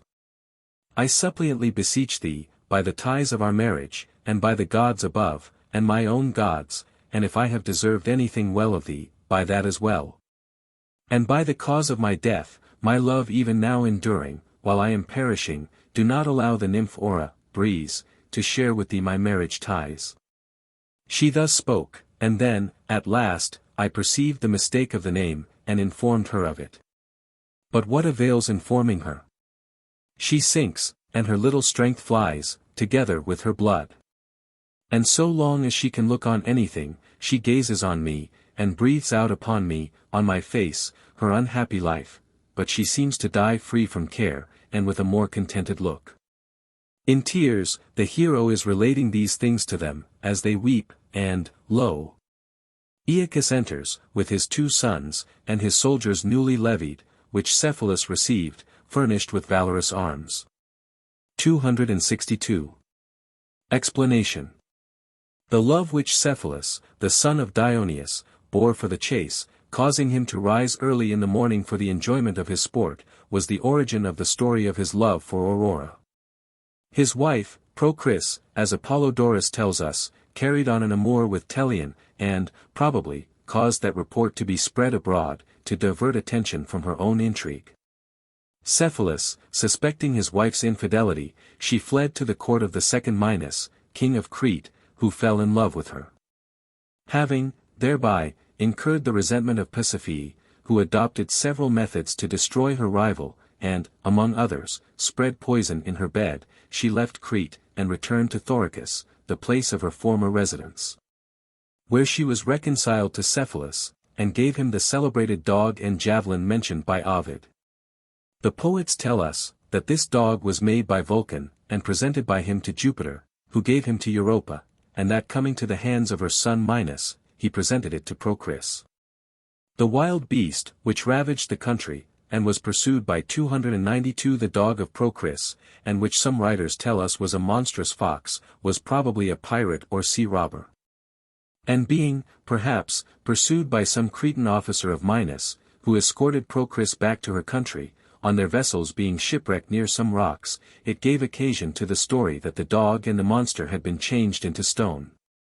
Indeed, Tzetzes says distinctly, that the dog was called Scion, and the monster, or fox, Olopus, and he also says that Scion was the captain who brought Procris back from Crete. It being believed that resentment had some share in causing the death of Procris, the court of the Areopagus condemned Cephalus to perpetual banishment. The island of Cephallenia, which received its name from him, having been given to him by Amphitryon, he retired to it, where his son Celeus afterwards succeeded him. The Minyi. Ver 1. The Argonauts. The Minyi were a people of Thessaly, so called from Minius, the son of Orchomenus. Pagassian ship. Ver 1. Pagassi was a seaport of Thessaly, at the foot of Mount Pelion, where the ship Argo was built. Distressed old man. Ver 4. Clark translates Miseri Sanis or, from the mouth of the miserable old fellow. Daughter of Eets. Ver 9. Medea was the daughter of Eets, the king of Colchis. Juno, favoring Jason, had persuaded Venus to inspire Medea with love for him. Haste then. Ver 47. Clark translates Axingir, more literally than elegantly, buckle to. Pelasgian cities. Ver 49. Pelasgia was properly that part of Greece which was afterwards called Thessaly. The province of Pelasgiotis, in Thessaly, afterwards retained its name, which was derived from the Pelasgi, an early people of Greece. Pliny informs us that Peloponnesus at first had the names of Appia and Pelasgia. Some suppose that the Pelasgi derived their name from Pelasgus, the son of Jupiter, while other writers assert that they were so called from pi epsilon lambda alpha rho gamma omicron, storks, from their wandering habits. The name is frequently used, as in the present instance, to signify the whole of the Greeks. My sister. Ver 51. Her sister was Chalciope, who had married Phrixus, after his arrival in Colchis. Her children being found by Jason, in the Isle of Dia, they came with him to Colchis, and presented him to their mother, who afterwards commended him to the care of Medea. And my brother. Ver 51. Her brother was Absyrtus, whose tragical death is afterwards mentioned. Is barbarous. Ver 53. It was certainly Barbara, in the eyes of a Greek, but the argument sounds rather oddly in the mouth of Medea, herself a native of the country. The youth of Greece. Ver 56. These were the Argonauts, who were selected from the most noble youths of Greece. What mountains? Verse 63. These were the Cyanean rocks, or Symplegades, at the mouth of the Euxine Sea. Hecate. Verse 74. Ancient writers seem to have been much divided in opinion who Hecate was. Ovid here follows the account which made her to be the daughter of Perses, who, according to Diodorus Siculus, was the son of Phoebus, and the brother of Aetes. Marrying her uncle Aetes, she is said to have been the mother of Circe, Medea, and Absyrtus. By some writers she is confounded with the moon and with Proserpine. As identical with the moon, she has the epithets triceps and triformis, often given to her by the poets, because the moon sometimes is full, sometimes disappears, and often shows but part of her disk. And by the sire. Ver 96. Allusion is made to the son, who was said to be the father of Aetes, the destined father-in-law of Jason. Breathe forth flames. Ver 104. The name of the god of fire is here used to signify that element. Apollodorus says, that Medea gave Jason a drug, phyromu alpha kappa omicron nu, to rub over himself and his armor. Or when flints. Ver 107. It is difficult to determine whether silicas here means flint stones, or limestone. Probably the latter, from the mention of water sprinkled over them. If the meaning is flint stones, the passage may refer to the manufacture of glass, with the art of making which the ancients were perfectly acquainted. And used to it. Ver 119. Because, being sacred to Mars, it was not permitted to be plowed. Dragon's teeth. Ver 122. These were a portion of the teeth of the dragon slain by Cadmus, which Mars and Minerva had sent to Aetes. Lethean juice. Ver 152. Lethe was a river of the infernal regions, whose waters were said to produce sleep and forgetfulness. Port of Iolcos. Ver 158. Iolcos was a city of Thessaly, of which country Jason was a native. Of the triple form. Ver 177. Hecate, the goddess of enchantment. With bare feet. Ver 183. To have the feet bare was esteemed requisite for the due performance of magic rites, though sometimes on such occasions, and probably in the present instance, only one foot was left unshod. In times of drought, according to Tertullian, a procession and ceremonial, called nudipedialia, were resorted to, with a view to propitiate the gods by this token of grief and humiliation. Three-faced Hecate. Ver 194. Though Hecate and the moon are here mentioned as distinct, they are frequently considered to have been the same deity, with different attributes. The three heads with which Hecate was represented were those of a horse, a dog, and a pig, or sometimes, in the place of the latter, a human head. Temesian. Ver 207. Temesa was a town of the Bruttii, on the coast of Etruria, famous for its copper mines. It was also sometimes called Tempsa. There was also another Temesa, a city of Cyprus, also famous for its copper. Chalky regions. Ver 223. Such was the characteristic of the mountainous country of Thessaly, where she now alighted. Brazen sickle. Ver 227. We learn from Macrobius and Caelius Rhodiginus that copper was preferred to iron in cutting herbs for the purposes of enchantment, in exorcising spirits, and in aiding the moon in eclipses against the supposed charms of the witches. Because it was supposed to be a purer metal. Apidanus. Ver 228. This and Amphosis were rivers of Thessaly. Shores of Bebe. Ver 231. Strabo makes mention of Lake Bobais, near the town of Bebe, in Thessaly. It was not far from the mouth of the river Peneus. Anthedon.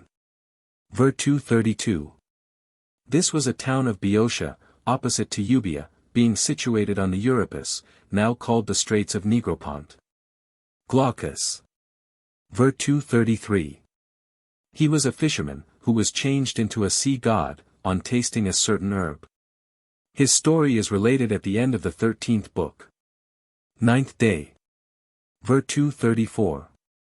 The numbers 3 and 9 seem to have been deemed of a special virtue in incantations. 1 to youth. Ver 241. This goddess was also called Hebe, from the Greek word signifying youth. She was the daughter of Juno, and the wife of Hercules. She was also the cupbearer of the gods, until she was supplanted by Ganymede. Goblets. Ver 246. Carkesia. The carkesium was a kind of drinking cup, used by the Greeks from very early times. It was slightly contracted in the middle, and its two handles extended from the top to the bottom. It was employed in the worship of the deities, and was used for libations of blood, wine, milk, and honey. Macrobius says that it was only used by the Greeks. Virgil makes mention of it as used to hold wine. King of the Shades. Ver 249. Pluto and Proserpine. Clarke translates this line and the next, and prays to the King of Shades with his kidnapped wife, that they would not be too forward to deprive the limbs of the old gentleman of life. Thrice does she. Ver 261. Clarke thus renders this and the two following lines, and purifies the old gentleman 3 times with flame, 3 times with water, and 3 times with sulfur. In the meantime the strong medicine boils, and bounces about in a brazen kettle set on the fire. The potent mixture. Ver 262. This reminds us of the line of Shakespeare in Macbeth, make the hellbroth thick and slab. A screech owl. Ver 269. Strigus. The strix is supposed to have been the screech owl, and was a favorite bird with the enchanters, who were supposed to have the power of assuming that form. From the description given of the striges in the 6th book of the Fasti, it would almost appear that the qualities of the vampire bat were attributed to them. Water snake. Ver 272. The calidris was a venomous water snake of a powerful and offensive smell. The Delphin commentator seems to think that a kind of turtle is here meant. Long-lived stag. Ver 273. The stag was said to live 4 times, and the crow 9 times, as long as man. Opened the throat. Ver 285-6. Clarke translates the words, quat simul ac vidit, stricto Medea recludet ent senis jugulum, which as soon as Medea saw, she opens the throat of the old gentleman with a drawn sword. And his hair. Ver 288. Medea is thought by some writers not only to have discovered a dye for giving a dark color to gray hair, but to have found out the invigorating properties of the warm bath. To his nurses. Ver 295. These, in Book 3. L. 314. He calls by the name of Niceides, but in the 5th book of the Fasti they are styled Hyades, and are placed in the number of the constellations. A commentator on Homer, quoting from Pherecydes, calls them Dodonides. Daughter of Eats. Ver 296. The reading in most of the misses here is Tithea, or the tide, but Berman has replaced it by Etide, the daughter of Eats. It has been justly remarked, why should Bacchus apply to Tethys to have the age of the nymphs, who had nursed him, renewed, when he had just beheld Medea, and not Tethys, do it in favor of Aeson? That her arts. Ver 297. Neve doli cessant is translated by Clarke, and that her tricks might not cease. Pelias. Ver 298. He was the brother of Aeson, and had dethroned him, and usurped his kingdom. The Iberian Sea. Ver 324. The Atlantic, or Western Ocean, is thus called from Iberia, the ancient name of Spain, which country, perhaps, was so called from the river Iberus, or Ebro, flowing through it. Lofty habitation. Ver 352. The mountains of Thessaly are so called, because Chiron, the son of the nymph Philyra, lived there. Cerambus. Ver 353. Antoninus Liberalis, quoting from Nicander, calls him Tarambus, and says that he lived at the foot of Mount Pelion. He incurred the resentment of the nymphs, who changed him into a scarabaeus, or winged beetle. Flying to the heights of Parnassus, at the time of the flood of Deucalion, he thereby made his escape. Some writers say that he was changed into a bird. Pitane. Ver 357. This was a town of Aetolia, in Asia Minor, near the mouth of the river Caicus. The Long Dragon. Ver 358. He alludes, most probably, to the story of the lesbian changed into a dragon or serpent, which is mentioned in the 11th book, line 58. Wood of Ida. Ver 359. This was the grove of Ida, in Phrygia. It is supposed that he refers to the story of Thyonius, the son of Bacchus, who, having stolen an ox from some Phrygian shepherds, was pursued by them. On which Bacchus, to screen his son, changed the ox into a stag, and invested Thyonius with the garb of a hunter. Father of Corythus. Ver 361.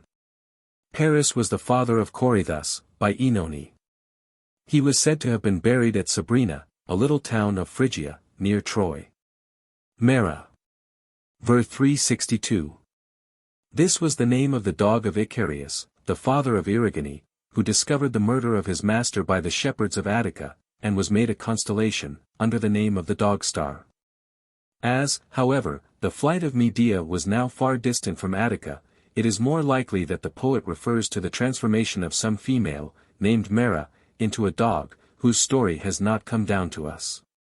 Indeed, Lactantius expresses this as his opinion.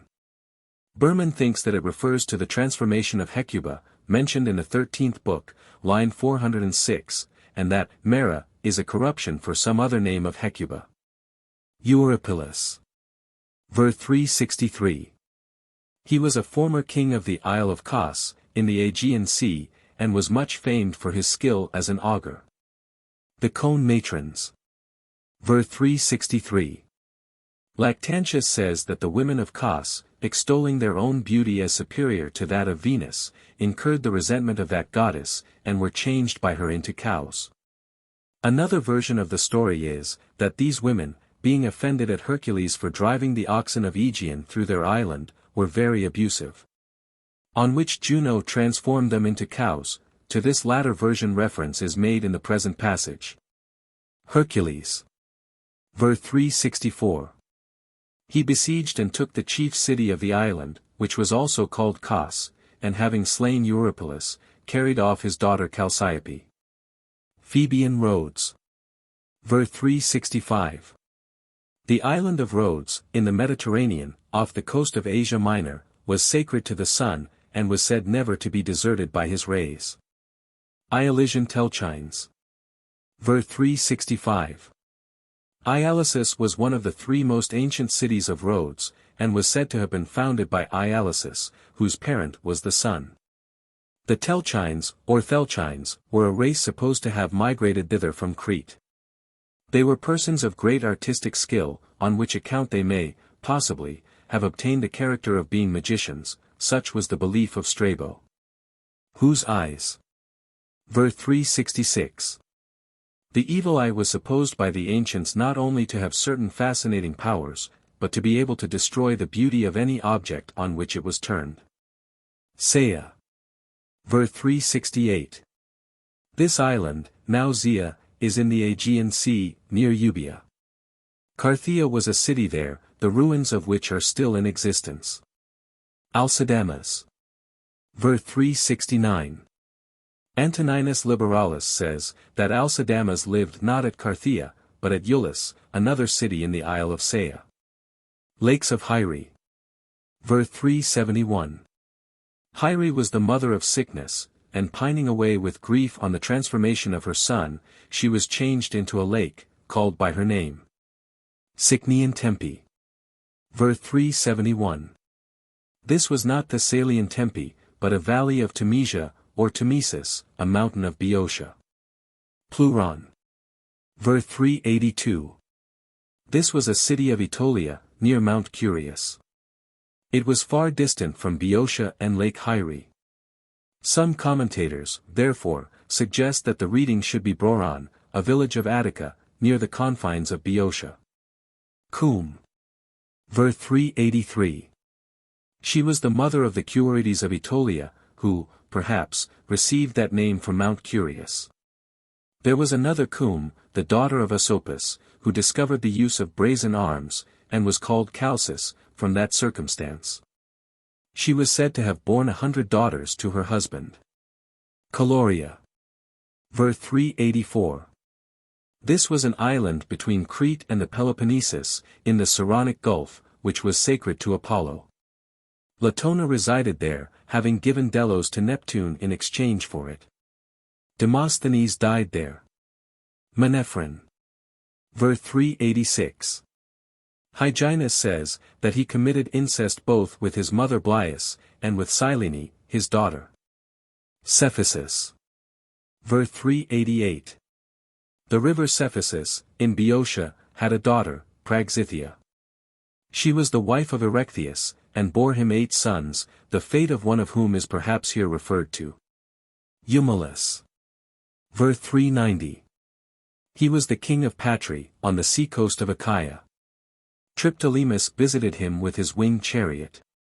On which, Antheus, the son of Eumelus, ascended it while his father was sleeping, and falling from it, he was killed. He is, probably, here referred to, and the reading should be Natum, and not Natum. Some writers, however, suppose that his daughter was changed into a bird. Pyrenean Ephire. Ver 391.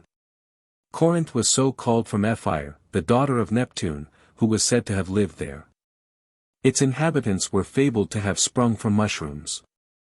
Titanian dragons. Ver 398. Her dragons are so called, either because, as Pindar says, they had sprung from the blood of the Titans, or because, according to the Greek tradition, the chariot and winged dragons had been sent to Medea by the sun, one of whose names was Titan. Phineas. Ver 399. Any further particulars of the person here named are unknown. Some commentators suggest Phine, and that some female of the name of Phinus is alluded to, making the adjective justicime of the feminine gender.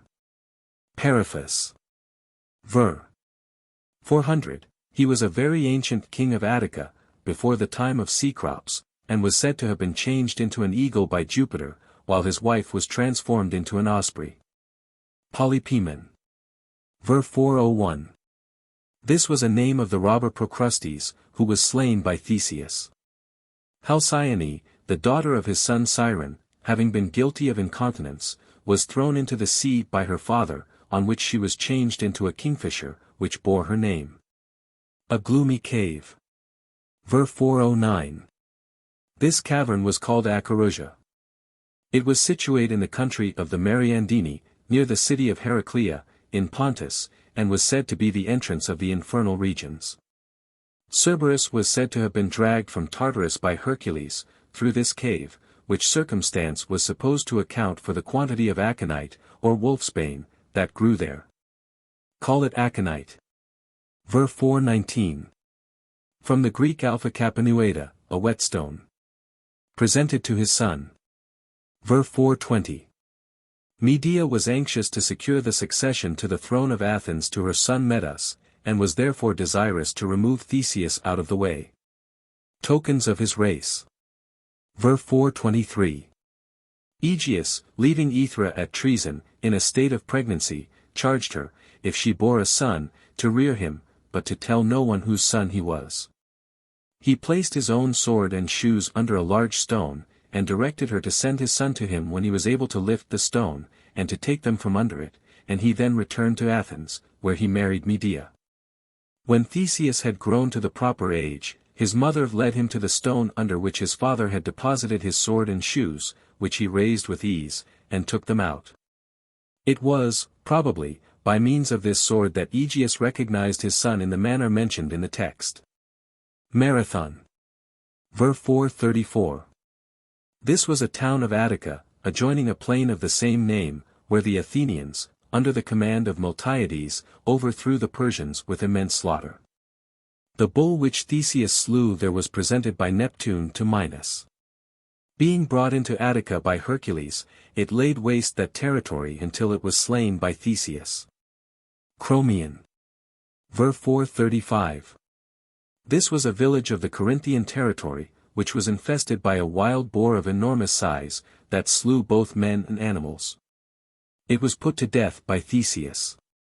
Vulcan. Ver 437. By Antilia, Vulcan was the father of Periphetes, a robber who infested Epidaurus, in the Peloponnesus. He was so formidable with his club, that he was called Koronidas, from Kappa Omicron Ronueda, the Greek for a club. Cephasus. Ver 438. Procrustes was a robber of such extreme cruelty that he used to stretch out, or lop off, the extremities of his captives, according as they were shorter or longer than his bedstead. He infested the neighborhood of Eleusis, in Attica, which was watered by the Cephasus. He was put to death by Theseus. Circean. Ver 439. It was his custom to challenge travelers to wrestle, and to kill them, if they declined the contest, or were beaten in it. Theseus accepted his challenge, and having overcome him, put him to death. Eleusis was especially dedicated to Ceres. There the famous Eleusinian mysteries of that goddess were held. Cines. Ver 440. He was a robber of Attica, to whom reference is made in the Ibis, line 409. Alcatho. Ver 443. Megara, or Alcatho, which was founded by Lelix, was almost destroyed by Minos, and was rebuilt by Alcathous, the son of Pelops. He, flying from his father, on being accused of the murder of his brother Chrysippus, retired to the city of Megara, where, having slain a lion which was then laying waste that territory, he was held in the highest veneration by the inhabitants. Siren. Ver 443. This robber haunted the rocks in the neighborhood of Megara, and used to insist on those who became his guests washing his feet. This being done upon the rocks, Siren used to kick the strangers into the sea while so occupied, where a tortoise lay ready to devour the bodies. Theseus killed him, and threw his body down the same rocks, which derived their name of Saronic, or Cyronic, from this robber. Anaphe. Ver 461. This, and the other islands here named, were near the Isle of Crete, and perhaps in those times were subject to the sway of Minos. Similis. Ver 463. Pliny the Elder tells us, that this island was famous for producing a clay which seems to have had much the properties of soap. It was of a grayish-white color, and was also employed for medicinal purposes. Seriphos. Ver 464. Commentators are at a loss to know why Seriphos should here have the epithet plana, level, inasmuch as it was a very craggy island. It is probably a corrupt reading. Sithonian. Ver 466. This was Arn, whose story is referred to in the p. 242, page 270. Oliaros. Ver 469. This was one of the Cyclades, in the Aegean Sea. It was colonized by the Sidonians. Tinos. Ver 469. This island was famous for a temple there, sacred to Neptune. Andros. Ver 469. This was an island in the Aegean Sea, near Euboea. It received its name from Andros, the son of Aeneas. The Andrian slave, who gives his name to one of the comedies of Terence, was supposed to be a native of this island. Gyros. Ver 470. This was a sterile island among the Cyclades. In later times, the Romans made it a penal settlement for their criminals. The mice of this island were said to be able to gnaw iron, perhaps, because they were starved by reason of its unfruitfulness. Smooth olive. Ver 470. Clark translates nitidi olivi, the neat olive. Nitidus here means smooth and shining. Enopia. Ver 473.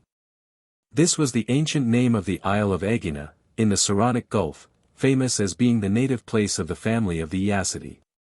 It obtained its later name from Aegina, the daughter of Asopus, and the mother of Aeacus, whom Jupiter carried thither. Telamon. Ver 476. Telamon, Peleus, and Phocus, were the three sons of Aeacus. Liction. Ver 490.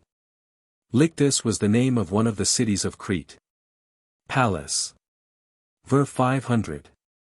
This was either Pallas the son of Pandion, king of Athens, or of Neleus, the brother of Theseus. This Pallas, together with his sons, was afterward slain by Theseus. Cephalus. Ver 512. He was the son of Dionysus, or according to some writers, of Mercury and Herse, the daughter of Cecrops. Long preamble. Ver 520. Clark translates, Nu longa amage more of us, that I may not detain you with a long-winded detail of it. Country named. Ver 524. This was the island of Aegina, so called from the nymph who was carried thither by Jupiter. Bowels are scorched. Ver 554. Clark quaintly renders the words, viscera torrenter primo. First people's bowels are searched. Perhaps, however, the latter word is a misprint for scorched. Thou sayest. Ver 587. As Aeacus says this, he must be supposed to point with his finger towards the temple. More odious. Verse 603. Dead bodies were supposed to be particularly offensive to the gods. From Dodona. Verse 623. Dodona was a town of Chaonia, in Epirus, so called from Dodone, the daughter of Jupiter and Europa. Near it was a temple and a wood sacred to Jupiter, which was famous for the number and magnitude of its oaks. Doves were said to give oracular responses there, probably from the circumstance that the female soothsayers of Thessaly were called pi epsilon lambda epsilon iota alpha delta alpha iota. Some writers, however, say that the oaks had the gift of speech, combined with that of prophesying. Myrmidons. Verse 654. From the Greek word muromuetazai, an ant, according to this version of the story. Aeolus. Verse 672. Apollodorus reckons Dionysus, the parent of Cephalus, among the children of Apollo. Nerean youth.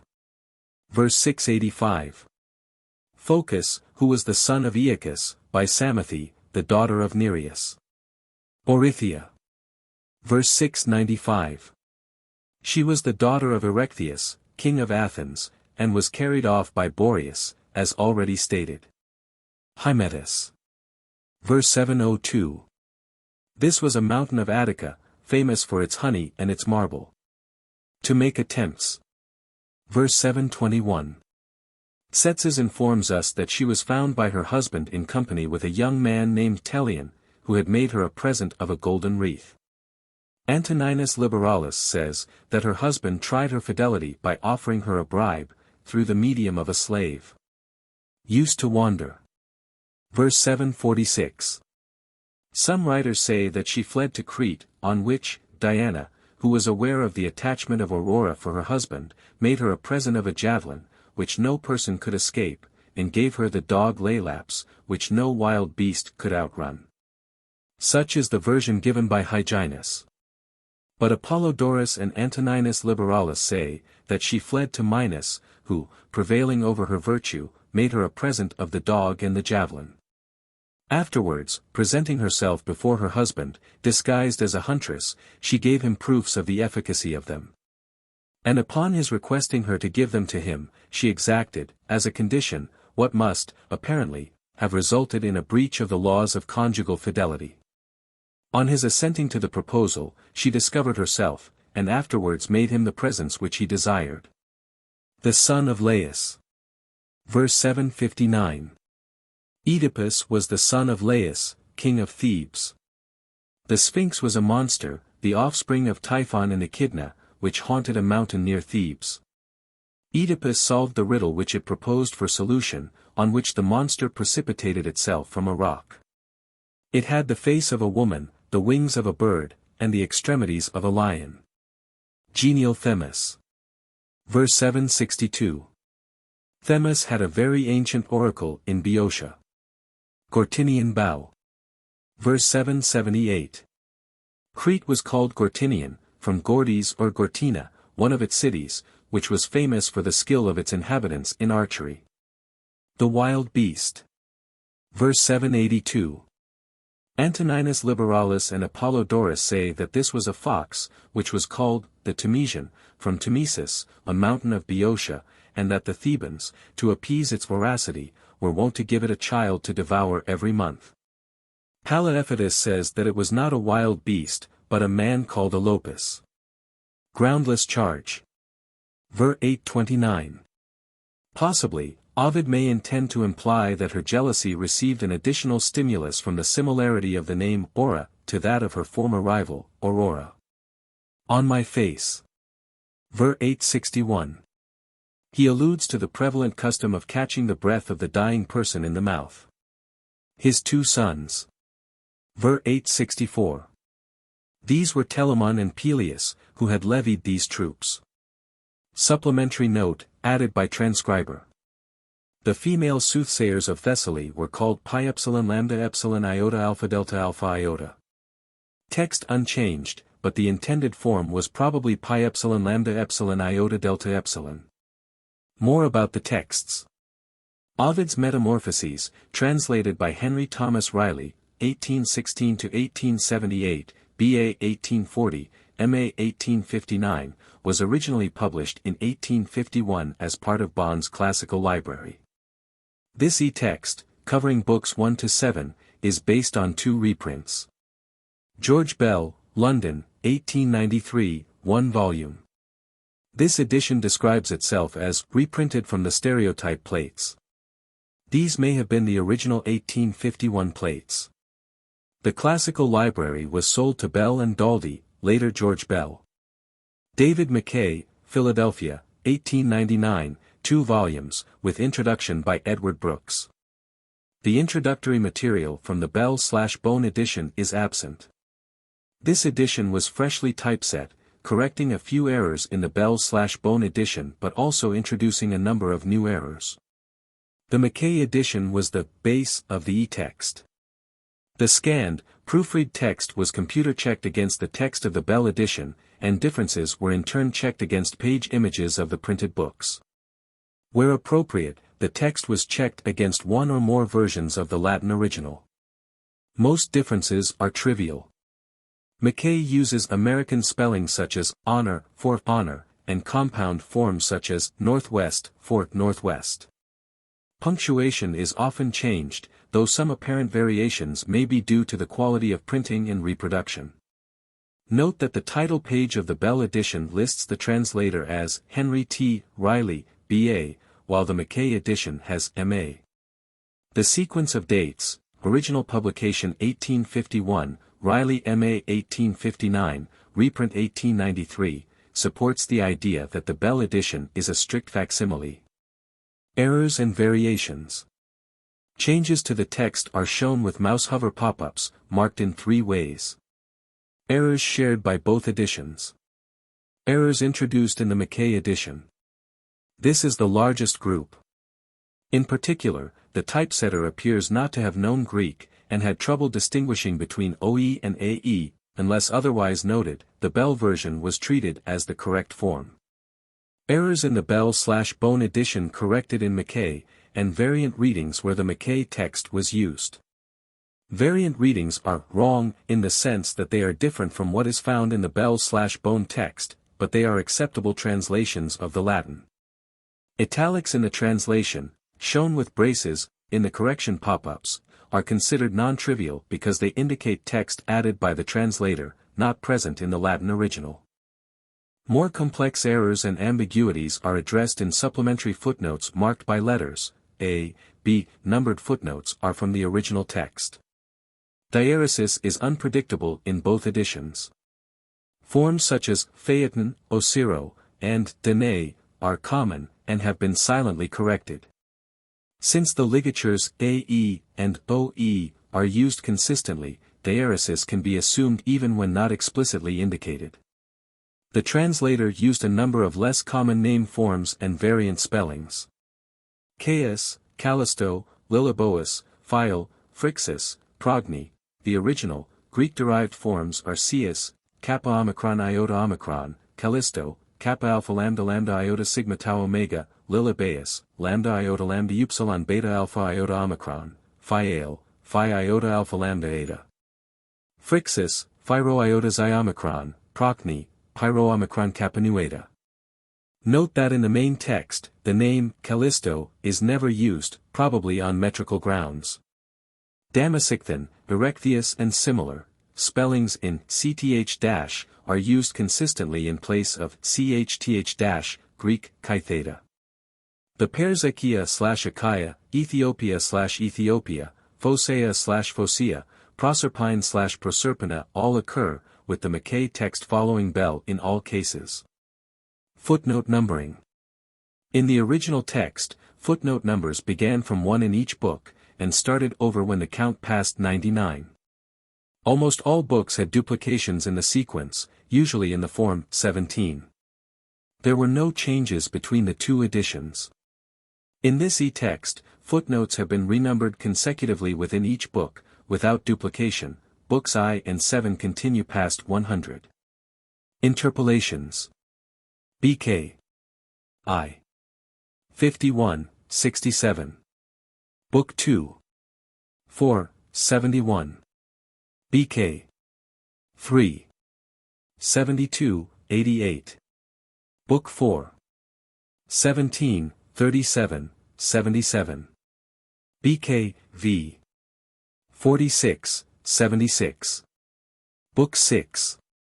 No change from original sequence. BK